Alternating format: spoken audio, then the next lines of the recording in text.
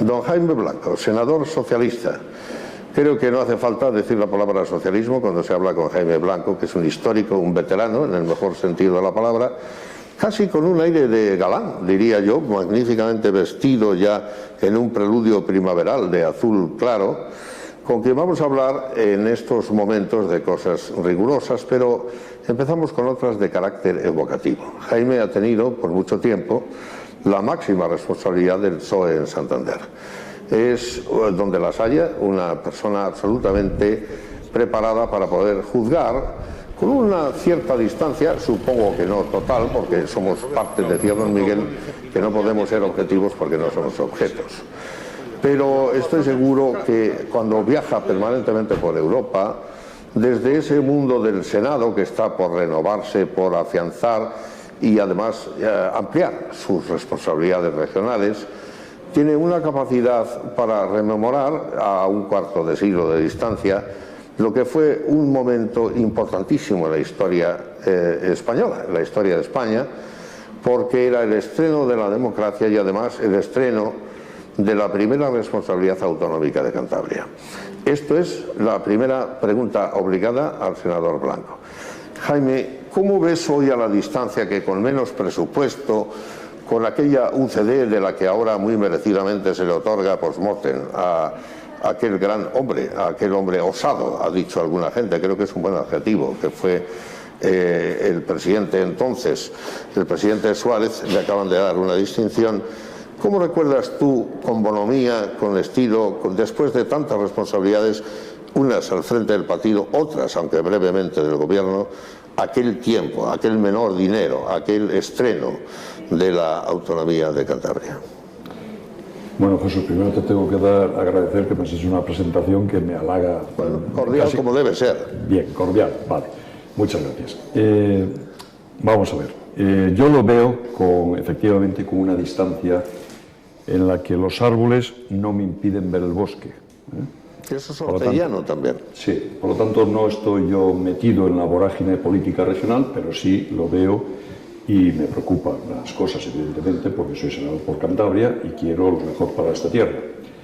Pero como es una cosa evocativa, y has hablado de Adolfo Suárez, yo me alegro mucho que hoy el Consejo de Ministros le haya concedido el Toisón de Oro, y porque se lo merece. Fue un hombre osado en su momento, fue un hombre que tuvo la osadía de desde dentro romper con el sistema, y hoy todo el mundo creo que coincide en que fue un presidente del gobierno que pilotó la transición de una manera realmente envidiable. Envidiable porque nos ha dejado, la transición nos ha dejado esta España que tenemos hoy, no exactamente esta. ¿Cómo veo yo aquel momento? Pues mira, aquel momento era un momento apasionante por los retos que teníamos delante, pero a la vez era un momento de incertidumbre, de mucha incertidumbre, porque no hay que olvidar las convulsiones, golpe de Estado, secuestros que hubo en aquellos momentos, que producían una convulsión en la vida política española, en la vida social, a todos los ciudadanos. Por lo tanto, era un momento apasionante porque bueno, pues estábamos en el sitio oportuno, en el momento adecuado, ¿no? Más o menos como se suele decir, en el sitio adecuado, en el momento oportuno. Queríamos cambiar España, cambiarle del sistema dictatorial al sistema democrático, y realmente era un afán noble, era un afán en el que los que hacíamos política, pues era, no quiero decir que ahora sea interesado, pero era un afán absolutamente desinteresado. Yo recuerdo que a mí me sacaron del hospital Marcelo de Valdecilla siendo jefe de sección, dejé mi profesión y aquí estoy en la política, ¿no? Y a la vez era una situación de incertidumbre porque había que sortear demasiados obstáculos. Por lo tanto, un momento apasionante. Yo creo que he sido un privilegiado de vivirlo en primera fila, y el día 14 el Congreso de los Diputados conmemora los 30 años de la legislatura constitucional, la constituyente, la del año 77. Y el rey va a hacer una distinción a los que seguimos siendo diputados ahora, o senadores, como es mi caso, y fuimos diputados en la legislatura constituyente. Somos 14. Bueno, yo creo que es, por lo tanto, una vida dedicada al servicio público, dedicada a la política, dedicada a los ciudadanos, con aciertos, con errores, pero España pega un cambio tremendo. Y yo creo que es para estar satisfecho de lo que dejamos a nuestros más jóvenes, a nuestros hijos, nietos, etcétera, porque España es un país que se puede equiparar a cualquier país europeo y porque realmente se han hecho bien las cosas. El balance es muy, muy positivo. Desde mi punto de vista, muy positivo. Has dado, Jaime, una pincelada evocativa, por cierto, muy descriptiva, muy agradable del panorama español. Por otro lado, generosa como corresponde a la distancia. Pero y Cantabria, el señor Revilla parece que es una especie de nuevo, yo no diré reyezuelo, yo tengo por su figura una cierta simpatía, pero en un momento determinado, y hay que hablar casi de una distribución, creo que involuntaria, de papeles. Rosa Inés, que es amiga mía, casi de chavales, porque yo soy de Braga y ella es de Santoña, parece, hace un tiempo escribí, va a haber un duelo de damas, y la gente me bromeaba, ¿por qué va a haber un duelo? Le ha habido. Es decir, nadie ignora hoy que alrededor del ayuntamiento, alrededor de las candidaturas, Rosa es como una liebre, no sé si la metáfora es buena, que trabaja de manera sistemática, y Lola pues no ha tenido su momento de mayor fulgor, y veremos en qué queda toda esta situación. A mí me gustaría que hagas un recuerdo de la autonomía y también un contraste con la situación actual, con un poco de osadía por tu parte. Vamos a ver, esta es una comunidad autónoma, y lo digo yo que he sido uno de los que con Justo de las Cuevas hicimos el estatuto y lo pactamos en Madrid con nuestros dirigentes políticos, Alfonso Guerra, Felipe González, con Adolfo Suárez, Abril Martorell, etc. El difunto Abril Martorell, que fue un hombre realmente importante en la transición. El gran Diego Puerta de la transición, ¿verdad? Sí, señor. Los toros. Sí, señor. Bueno, pues dicho desde la legitimidad que me da el haber apuntalado, el haber sacado adelante el estatuto, yo creo que ha sido una comunidad autónoma en la que hicimos una apuesta muy arriesgada. Y en términos generales ha salido bien. Cantabria goza de los beneficios de ser comunidad autónoma y por lo tanto de la financiación europea. Cuando se discute el AVE, por ejemplo, si nosotros fuésemos una provincia más de Valladolid, de la Comunidad de Castilla y León, pues como el AVE llega ya a Valladolid, sería el AVE para la Comunidad de Castilla y León. Por lo tanto, entiendes lo que te quiero decir. Por lo tanto, lo de Cantabria quedaría un poco al margen de esto del AVE, ¿no? Es decir, son inversiones, son reivindicaciones legítimas que tenemos como comunidad autónoma, pero que si no lo hubiésemos ido, estaría un poco más diluida en toda una serie de provincias. Por lo tanto, Cantabria tiene un estatuto de autonomía, pero ha ido buscando su identidad permanentemente. Y a veces, hay que decirlo, yo lo puedo decir porque he sido uno de los que he propiciado la autonomía, y no sin una menor responsabilidad, sino que teniendo responsabilidades de lo que hacíamos, pues hombre, ha sido una comunidad autónoma que ha tenido muchos altibajos y en la que probablemente a veces se ha pecado de provincianismo. ¿Qué quiero decir con esto de provincianismo? Pues quiero decir que nos encerramos en las cosas nuestras sin tener en cuenta que este es un mundo global donde Europa prima sobre el conjunto, ¿no? España, evidentemente, nadie niega que los cántabros seamos españoles, el sentimiento de España está permanente, pero lo digo en el sentido del mercado, en el sentido de las fronteras administrativas. Somos un poco, algunos pues tienen ese provincialismo que yo llamo de campanario un poco, y que nos hace tener altibajos. Y eso se traduce evidentemente o es fruto de los cambios políticos que ha habido. Bueno, la derecha sufrió en su momento una crisis muy importante, se ha superado y yo creo que ahora están las cosas bastante normalizadas, por así decirlo. Pero en fin, Está claro que estas elecciones no han sido ni mucho menos un éxito para el Partido Socialista en Cantabria y por lo tanto tenemos que hacer una reflexión de cuál ha sido nuestro papel, ¿no? en estos últimos 4 años para haber tenido este resultado que ha sido realmente, yo creo que es el peor que hemos tenido en toda la historia de la autonomía. Y yo creo que en el partido se está haciendo una reflexión serena, profunda. No es momento de cambios radicales, hay que hacer esa reflexión de una manera serena. Y yo no creo que sea esto, como tú has dicho, un duelo de dos mujeres. De damas, dije yo. La expresión mía era un duelo de damas. No es eso, ni mucho menos. Yo creo que en el conjunto todos arropamos a Dolores Gorostiaga, sí, como secretaria general y como líder del partido. Yo creo que ha hecho cosas bien, probablemente no han sido reconocidas por el electorado las cosas que ha hecho y por lo tanto se la ha castigado, entre comillas, no a ella sino al Partido Socialista, y yo creo que hay que cambiar en esta reflexión, tendremos que cambiar algunas cosas para afrontar el futuro, porque claro, lo primero es servir a Cantabria como partido. Es decir, si en ese servicio a Cantabria nos desgastáramos, bueno, pues tampoco pasa nada. Los partidos estamos para eso, ¿no? Para servir a los ciudadanos, y si encima ganamos las elecciones, mejor que mejor. Pero también estamos para desgastarnos y servir a los ciudadanos y hacer que Cantabria prospere. Yo creo que estos 4 años han sido 4 buenos años para Cantabria. El balance global, hay claros oscuros, pero el balance global es bueno.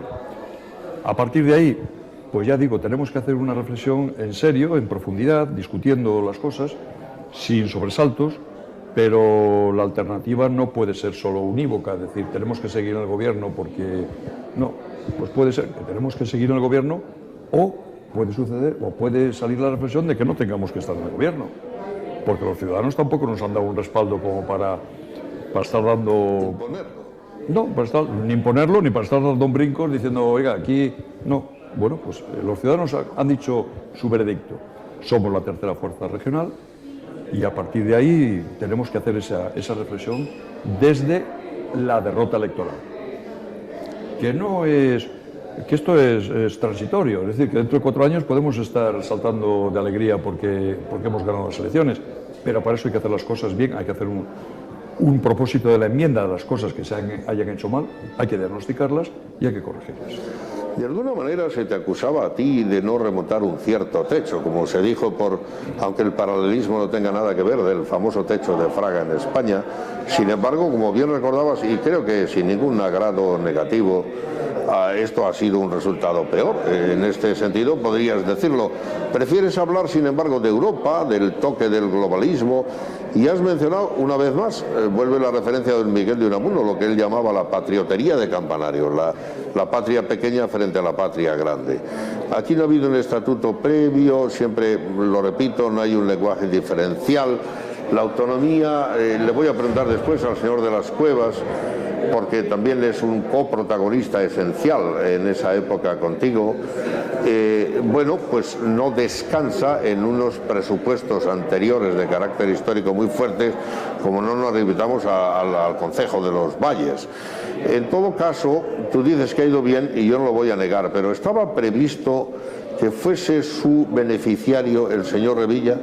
Es decir, el determinante lugar que ahora tiene, en parte porque no vale el resultado de las mayorías más votadas, ¿era previsible o te parece que de algún modo es sorprendente? Bueno, vamos a ver. Una vez que levantas al rabo y ves al perro, dices es macho, es hembra. Esto es muy fácil de decir. Así decían en mi pueblo también. Claro. Pero a fuerza de ser sincero, yo preveía un descenso no tan grande como el actual. Por lo tanto, no estoy arrogándome que yo ya sabía. No. Yo pensé que iba a haber un descenso en torno a un diputado, pero no calculaba que iba a ser más. Bueno, yo he sido candidato, como tú has dicho, pues varias veces. y por la única vez que la lista más votada ha sido la del PSOE, ha sido encabezada por mí, que no es mérito mío. Yo he presidido un gobierno de 4 partidos, de 4 partidos, y después de ese gobierno pues he tenido un resultado con 16 diputados, siendo la lista más votada. He vivido momentos difíciles como la reconversión y la convulsión, digamos, de Reynosa, que hubo un muerto, y casi en plena campaña, en pre-campaña electoral, y entonces sacamos 13 diputados. Por eso digo que este es un resultado realmente mal, difícil de asumir, lo cual no quiere decir que podamos rebobinar y volver a la situación. Bueno, he vivido momentos dulces, momentos menos dulces, y he sido criticado como que no tenía techo, es verdad. Es verdad, bueno, pues no tenía techo o que no conseguía... Bueno, la realidad social de Cantabria es la que hay.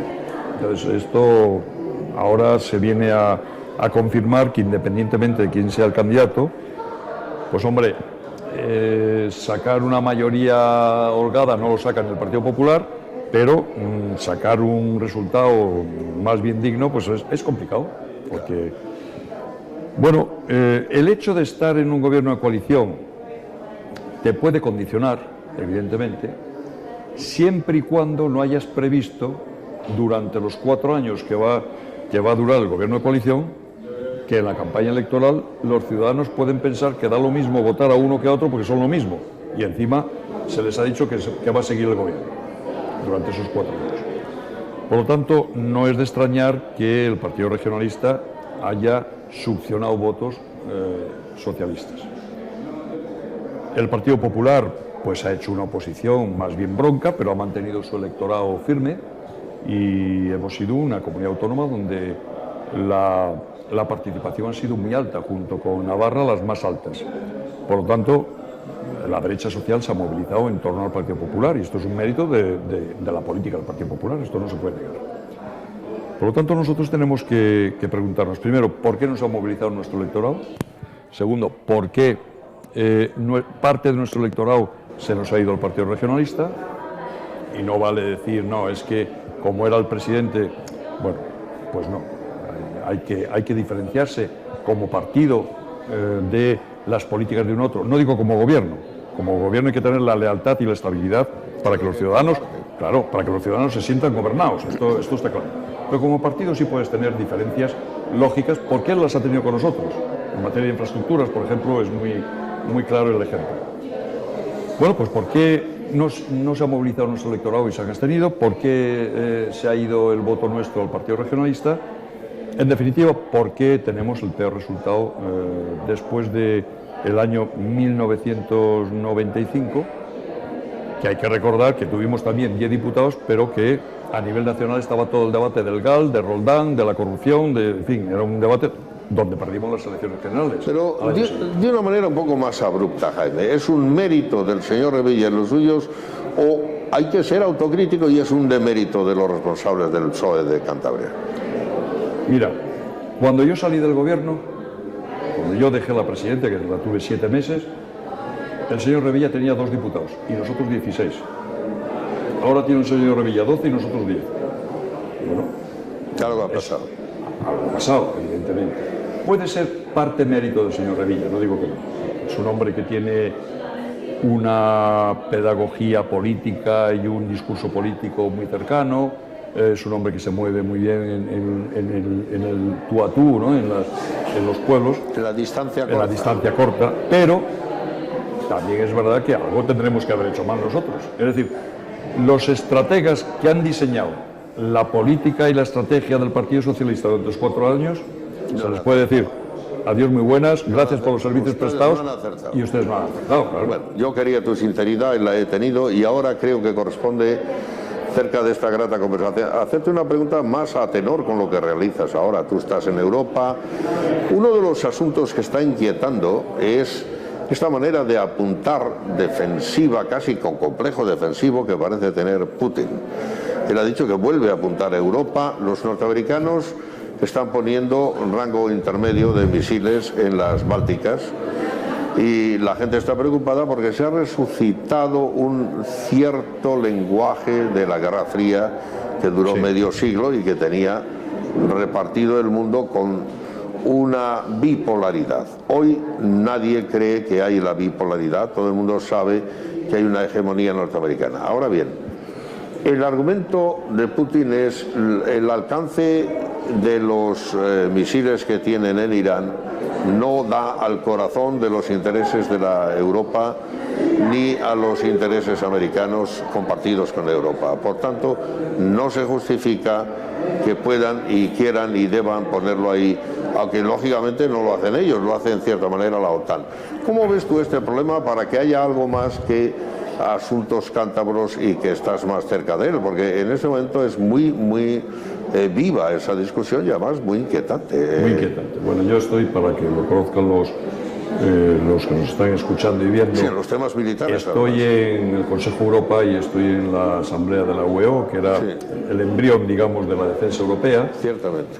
No estoy en el Parlamento Europeo, porque en el Consejo de Europa y en la UEO somos 46 países, hay que decirlo así porque en la Unión Europea somos 26. Sí. Bueno, pero es verdad que como participo en los temas de defensa de lo que es las reuniones en Europa, pues hemos discutido estos asuntos. El otro día en París hemos tenido un pleno donde se ha discutido un rapport precisamente con este tema. Y bueno, hay que decir primero, quienes se han mostrado favorables al escudo antimisiles desde Europa que propugna Bush son Polonia y Chequia. Es decir, dos de los países que acaban de entrar en Europa y lo han decidido sin la política europea de defensa. Por lo tanto, han roto el consenso o la política de defensa que se debe elaborar en Europa y que dirige Mr. PEX, que es como se le conoce, que es Javier Solana, nuestro querido Javier Solana español, que lleva años en esta cuestión y como secretario general de la OTAN, otros cuantos años. Has sabido anticiparte a lo que yo iba a decir enseguida. Bueno, pues Polonia y Chequia han dicho, pues nos prestamos a poner escudo antimisiles. Claro, problema, el escudo antimisiles, que presumiblemente vienen de Irán o de Corea del Norte o de otros países, sí, las dos más agresivas. Las dos más agresivas, pues esto no protege, el escudo antimisiles americano de Estados Unidos no protege al Mediterráneo europeo. Y claro, bueno, es decir, no protege a España, por decirlo claramente, ni al sur de Francia, ni a Italia, ni a Grecia, ni a Malta, ni a Chipre. Entonces, claro, pues los países ribereños del Mediterráneo que estamos en esta situación decimos, oiga, ¿y esto qué es? ¿De qué vamos? Por lo tanto, yo creo que Polonia y Chequia se han precipitado. La polémica de Putin yo creo que es una polémica para consumo interno, para consumo de las políticas. Yo también lo creo. Yo creo que es para el consumo incluso político. Para su sucesión. Para su sucesión y para arropar a las exrepúblicas soviéticas que están en torno, para tenerlas, digamos, bajo su patrocinio, ¿no? Bueno, por lo tanto es una polémica desde el punto de vista de Putin, yo creo que más bien falsa. Es una polémica que se genera para defender otro tipo de políticas internas.